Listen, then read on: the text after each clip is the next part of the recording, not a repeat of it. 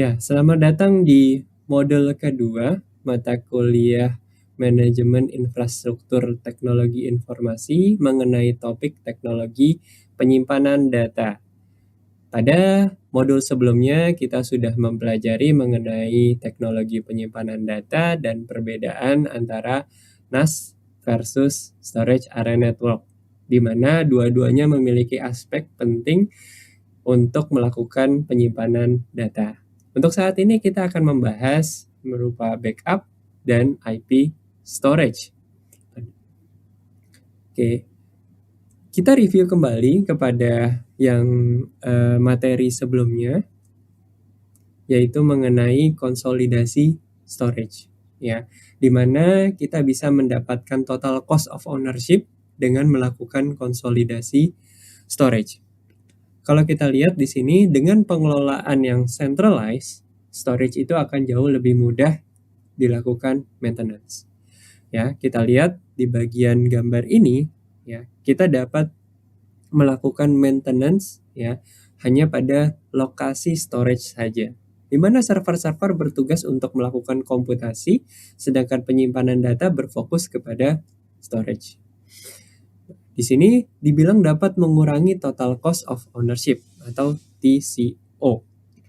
Di sini dibilang permasalahan atau skill administrator storage adalah langka dan mahal. Lalu biaya operasional dan perawatan storage adalah 10 kali lipat dari harga belinya. Nah, apabila setiap server itu memiliki storage, maka otomatis biaya operasionalnya dan perawatannya juga dihitung dari harga belinya, ya. Otomatis di sini juga akan membengkak biaya yang dibutuhkan jika setiap server memiliki storage. Lalu dengan menggunakan storage area network, investasi awalnya itu memang sangat mahal. Namun untuk kedepannya, maintenance hanya dilakukan terhadap storage tersebut. Kita tidak perlu melakukan maintenance storage di masing-masing server yang ada. Utilisasi juga lebih baik ya untuk investasi storage. Ya, pembelian server aplikasi dapat fokus pada spesifikasi processing. Ya. Nah, berikut adalah pertimbangan-pertimbangan untuk melakukan perancangan storage area network. Yang pertama adalah kebutuhan dari aplikasi. Yang kedua adalah apakah support mission critical. Lalu apakah aplikasi tersebut akan di-cluster? Lalu service level agreement yang dibutuhkan apa saja? Rencana jangka panjang yang dibutuhkan apa? Lalu untuk wilayahnya ya, apakah maksimal 10 km? Ya. Pertimbangan fitur untuk masa depan, apakah perlu fiber channel over IP dengan memprediksi volume traffic untuk storage ya. Karena kita melakukan investasi terhadap teknologi penyimpanan data itu tergantung juga terhadap kebutuhan bisnis kita. Apakah kita membutuhkan bisnis yang memang membutuhkan akses storage I/O yang sangat tinggi atau tidak terlalu tinggi. Lalu berikutnya, apakah harus mengakomodasi perangkat existing, ya, biaya, learning skill atau pelatihan, lalu software untuk melakukan storage area network. Oke, kalau kita lihat di sini antara NAS dan SAN, kalau kita jadikan satu, ya, itu adalah salah satu sesuatu yang sangat ideal. Kalau kita lihat di sini, NAS dan SAN memiliki spesialisasi segmen pengguna yang berbeda. Seperti kita tahu, NAS dengan berbagai interoperabilitasnya dan mendukung berbagai protokol di mana para user itu bisa dapat dengan mudah mengakses storage tersebut dan memiliki semacam folder dan akses di sana. Namun mungkin tidak secepat yang dimiliki oleh storage area network karena SAN di sini memiliki hardware-nya sendiri, sama juga NAS juga punya hardware sendiri, namun dengan kemampuan network yang lebih tinggi dan block level device-nya. Kalau kita lihat lagi, integrasi dan SAN bisa disebut SAN backbone dengan NAS frontbone. Ya. Karena kita mengambil keuntungan dari masing-masing teknologi ini. SAN-nya yang kita ambil adalah kecepatan aksesnya, Dan NAS-nya adalah interoperabilitas dengan berbagai protokol yang bisa kita gunakan. Nah, kalau kita lihat keuntungannya adalah klien dengan NAS dapat memanfaatkan cache yang disediakan oleh protokol NAS. Entah itu HTTP, NFS, dan CIFS, dan lain-lain. Sedangkan apabila dibutuhkan penambahan storage, maka SAN dapat dimanage untuk penambahan volume tanpa downtime. Dan kita juga mendapat keuntungan dari kecepatan yang dimiliki oleh SAN atau Storage Area Network. Nah, berikutnya adalah mengenai skenario backup. Ya, kalau kita lihat di sini ada beberapa cara backup. Ya, kalau kita menggunakan LAN atau Local Area Network secara tradisional untuk melakukan backup, otomatis dia akan membanjiri datanya di sini. Ya, di mana data-data yang dibanjiri di sini akan lama-lama overflow atau meluap. Ya, karena bandwidth-nya tidak terlalu besar. Nah, berikutnya di bawah ini adalah skenario sampingnya adalah skenario backup tanpa menggunakan LAN, di mana ada 2 SAN switch di sini yang bertugas dan dia sudah berhubungan satu sama lain sehingga antara SAN satu dengan SAN yang kedua itu bisa saling koordinasi sehingga data tidak perlu lagi untuk melewati local area network. Nah, di sini langsung antara switch to switch ya, juga bisa kita gunakan antara SAN switch yang satu dengan SAN switch yang lain. Di mana storage ini lalu lintas datanya hanya berada di dalam sini, sedangkan yang di sini tidak melakukan operasional, hanya bertanggung jawab untuk mengeksekusi program-program yang sudah ditentukan sebelumnya. Nah, berikutnya adalah mengapa kita menggunakan IP storage ya.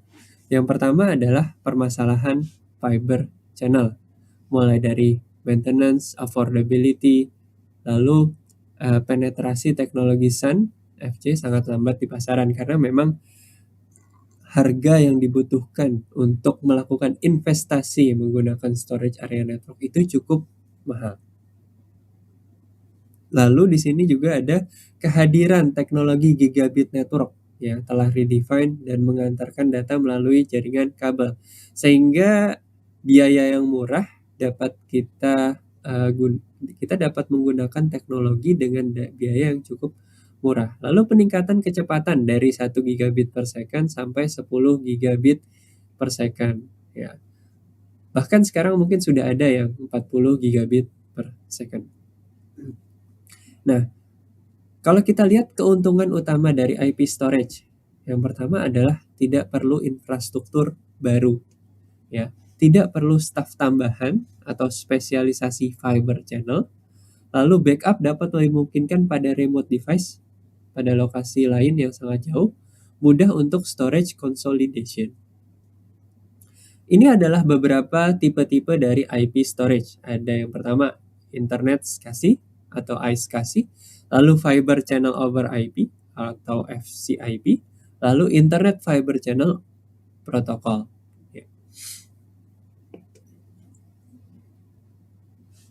Kita lihat yang pertama, iSCSI.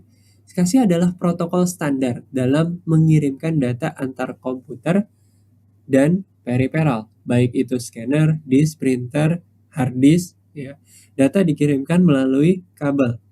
iSCSI adalah protokol jaringan untuk mengirimkan SCSI traffic di atas TCP IP ya pada sistem operasi. Jadi protokol SCSI-nya itu dilewatkan ke dalam TCP IP.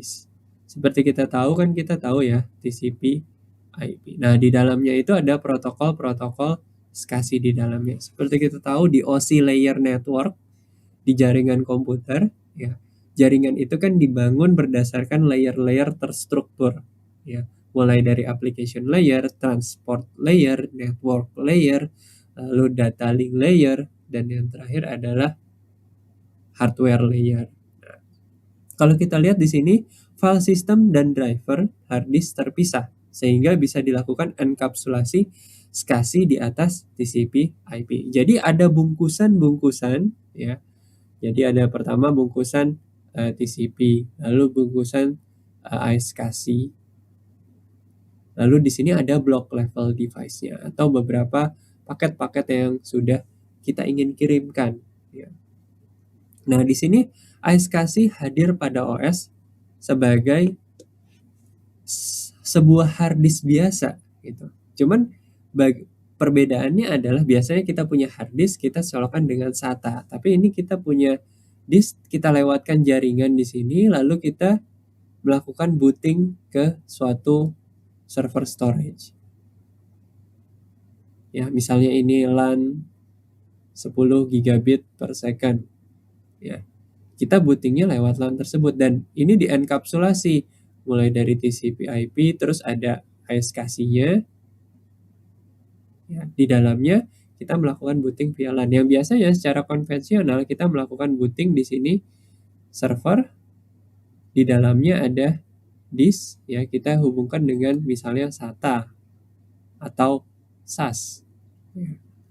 Itu yang biasa kita lakukan. Tapi kalau kita menggunakan SCSI, jaringan ini diibaratkan sebagai media, ya, di mana kita lewatkan block level device kita atau block level data kita menggunakan protokol-protokol jaringan. Ya, jadi ini adalah gambarannya, ya.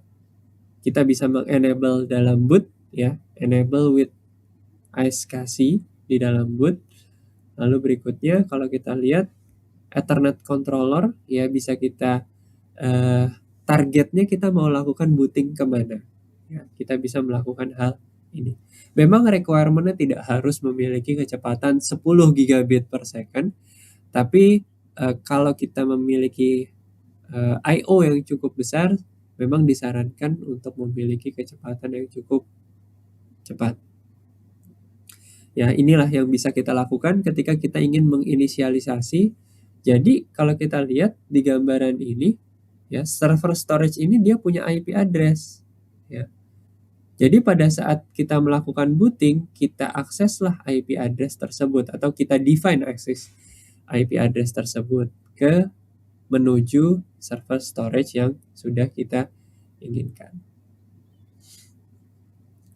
Ya, ini adalah gambarannya, ya, di mana IP header seperti kita tahu dibungkus di dalamnya ada bungkusan TCP header, di dalamnya ada bungkusan SCSI header, dan di dalamnya ada SCSI data dan comment. Ya. Lalu untuk jenis berikutnya adalah fiber channel over IP. Ya, prinsip kerjanya sama, namun di sini fiber channel over IP menggunakan fiber channel sebagai medianya, ya, mengenkapsulasi data instruksi fiber channel di dalam paket TCP/IP sebelum dikirimkan melalui jaringan IP. Jadi bungkusannya di sini di dalam fiber channel, ya, bungkusan protokol fiber channel. Bungkus TCP disingkirkan dan mendapatkan data fiber channel. Jadi ya di sini TCP IP, di sini dalamnya fiber channel. Nah, di sini Internet Fiber Channel Protocol, ya, mengantarkan protokol fiber channel di atas TCP IP. Semuanya menggunakan jaringan IP storage, ya. Jadi berbasiskan IP. Jadi kita melakukan booting OS itu, yang kita boot itu adalah OS yang ada di storage-nya. Misalnya ini komputer 1, ini komputer 2, ya. Nanti di sininya mau pakai SCSI, mau pakai fiber channel, ya, mau pakai internet fiber channel protokol, misalnya dia jauh di sana, ya, kita bisa menggunakan protokol-protokol jaringan tersebut untuk mengakses disk yang ada atau disk yang centralized, sehingga kita tidak memerlukan mesin storage yang harus nempel ke dalam server kita sendiri. Lalu bagaimana kita melakukan extending SAN, ya, di atas IP address, ya. Di sini dibilang walaupun IP storage itu sangat menjanjikan, namun respons IP storage dipengaruhi oleh network, ya.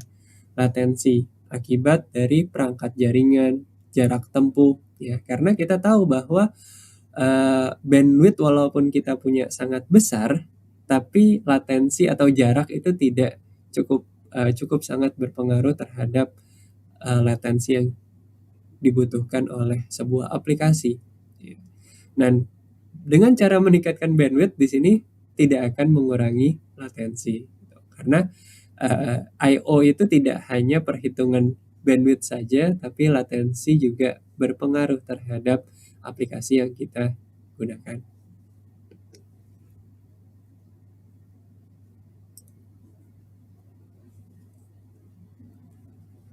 Ya, gambarannya adalah ini SAN di atas IP, di mana tahap pertama server melakukan komen untuk menuliskan data terhadap lokal dan remote disk array.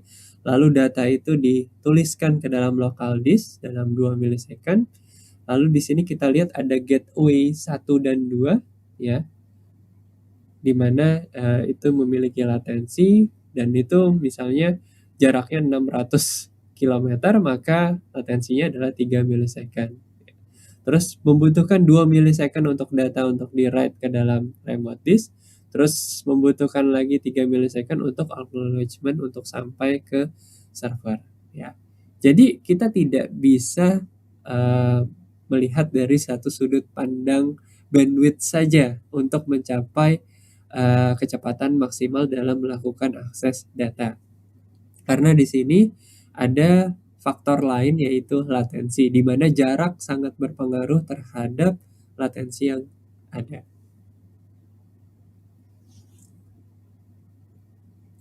Nah, di sini adalah beberapa cara-cara ya mengadopsi IP storage.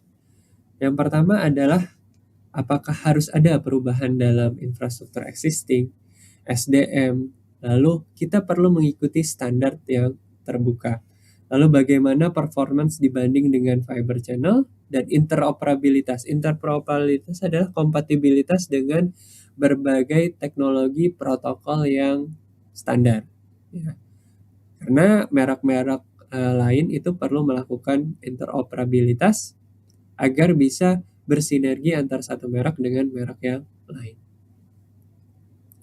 Nah, di sini best practice IP storage, ya, biasanya menggunakan IP jaringan berbeda dengan akses line storage, karena memang dipisahkan seperti kita lihat pada gambar yang backup. Di sana antara SAN switch dengan LAN itu dipisahkan. Menggunakan IC terpisah juga karena volume data atau volume yang digunakan untuk operasional dari storage area network atau IP storage itu cukup besar, ya. Jadi kita memisahkan switchnya. Terus menggunakan VLAN, ya, untuk menghindari rebutan dalam resource jaringan. Menerapkan IP storage dalam gigabit Ethernet. Di atas itu jauh lebih bagus, tapi memang disarankan menggunakan gigabit Ethernet. Key point di sini adalah direct attached storage akan digantikan oleh storage yang terkonsolidasi, ya. Karena menggunakan direct attached storage itu maintenance-nya sangat besar. Biaya yang diperlukan untuk melakukan maintenance juga cukup besar, kesulitannya juga berdasarkan pulau-pulau server, di mana pulau-pulau server ini perlu dikunjungi, perlu di-maintenance. Sedangkan kalau yang centralized, ya, menggunakan storage area network, otomatis maintenance hanya dilakukan terhadap server storage SAN. Perbedaan antara direct attached storage, SAN, dan NAS tidak saling melemahkan antara satu dan yang lain. Seluruh teknologi sama-sama berusaha menjawab kebutuhan untuk menjamin fault tolerance. Latensi semakin meningkat untuk segala teknologi penghantar yang digunakan. Perangkat dan jarak tempuh menjadi faktor penentu latensi, seperti yang sudah kita bahas sebelumnya.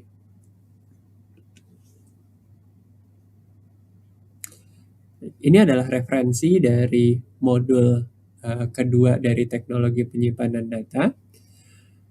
Sekian untuk penjelasan mengenai teknologi penyimpanan data. Ya, terima kasih atas perhatiannya. Semoga video ini bermanfaat.